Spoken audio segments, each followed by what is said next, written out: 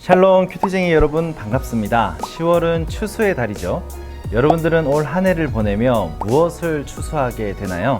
우리가 추수해야 할 것들 중에 하나님이 맺으라고 하신 성령의 열매들을 한아름 추수하는 큐티쟁이 여러분들이 되시길 축복하며 10월 큐티 세미나를 시작하겠습니다.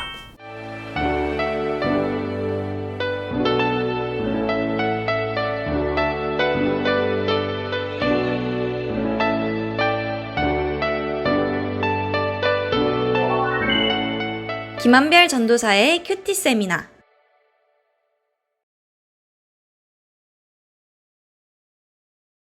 (8월부터) 시작된 창세기도 이제 마지막을 향해 가고 있습니다.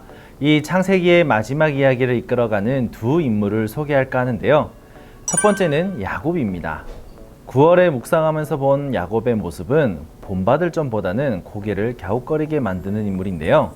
태어나는 순간부터 형의 발 뒤꿈치를 붙잡고 태어난 야곱은 아버지를 속여 장자의 축복을 붙잡았고, 그보다 장꾀가 한 수 위인 삼촌에게서 라헬을 붙잡았으며, 삼촌 아래서 20년 동안 일한 끝에 삼촌의 양과 염소 중 얼룩진 것들까지 쟁취해내며 전투적으로 삶을 살아왔죠.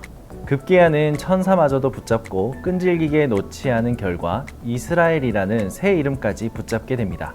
이번 달 창세기를 묵상하다 보면 우리가 알던 야곱은 대단한 하나님의 사람이라기보다는 한 번 물면 놓지 않는 지독한 야망꾼이자 자기가 원하는 것은 어떻게든 얻어내는 권모술수로 보이게 될 것입니다. 하지만 이런 야곱을 깎고 다듬으시며 약속을 이루어 가시는 하나님의 계획과 섭리가 더욱 놀랍고 대단하다는 것을 우리는 깨닫게 될 것입니다. 두 번째 인물은 야곱의 11번째 아들인 요셉입니다. 요셉의 이야기에서 가장 중요한 키워드는 꿈인데요. 꿈 때문에 미운 털이 박혀 종으로 팔려가게 되었고, 꿈 때문에 이집트의 총리도 되었으니 요셉은 꿈하고는 뗄래야 뗄 수 없는 관계입니다. 17살밖에 안 된 청소년 요셉에게 닥친 일들은 정말 감당하기 힘들었을 것입니다. 게다가 어느 것 하나도 요셉이 잘못한 것은 없었고 하나같이 억울한 사건들 뿐이었죠. 하지만 성경에서 그의 비관적인 말이나 원망은 전혀 찾아볼 수 없습니다. 오히려 그는 어딜 가든 성실했고 사람들에게 인정을 받았습니다. 그런 요셉의 이야기마다 등장하는 구절이 있는데요. 여호와께서 요셉과 함께 하심으로 요셉은 형통하게 됐습니다 라는 말입니다. 겉으로 보기에는 요셉의 삶이 암울해 보일지 몰라도 사실 그의 인생은 하나님께서 사랑하는 한 사람을 어떻게 보호하시고 어떻게 세우시는지를 보여주는 좋은 예시가 됩니다. 요셉의 이야기가 잘 진행되어지다가 갑자기 38장에서 요셉의 형인 유다와 그의 며느리 다말의 이야기가 나옵니다. 조금 민망한 이야기이지만 왜 하나님은 이 유다와 다말의 이야기를 요셉의 이야기 사이에 넣으셨을까요? 유다는 굉장히 계산적인 인물이었습니다. 무엇이 이득이고 무엇이 손해인지를 빠르게 계산하는 사람이었죠. 요셉을 노예로 팔자고 말한 인물도 바로 이 유다였습니다.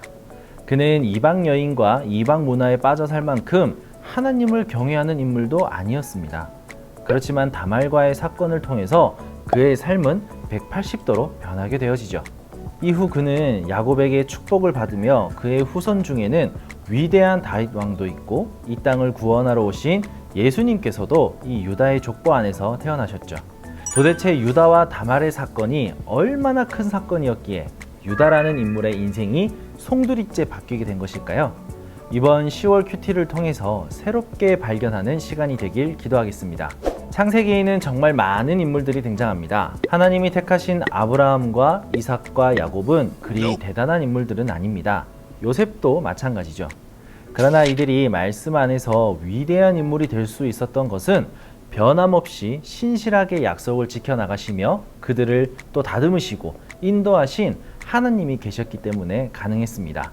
이번 10월 큐티를 통해서 하나님이 여러분을 위해 준비하고 예비해 놓으신 놀라운 일들을 기대하며 하나님과 깊은 교제의 시간을 가지시길 바랍니다. 그럼 이번 한 달도 파이팅!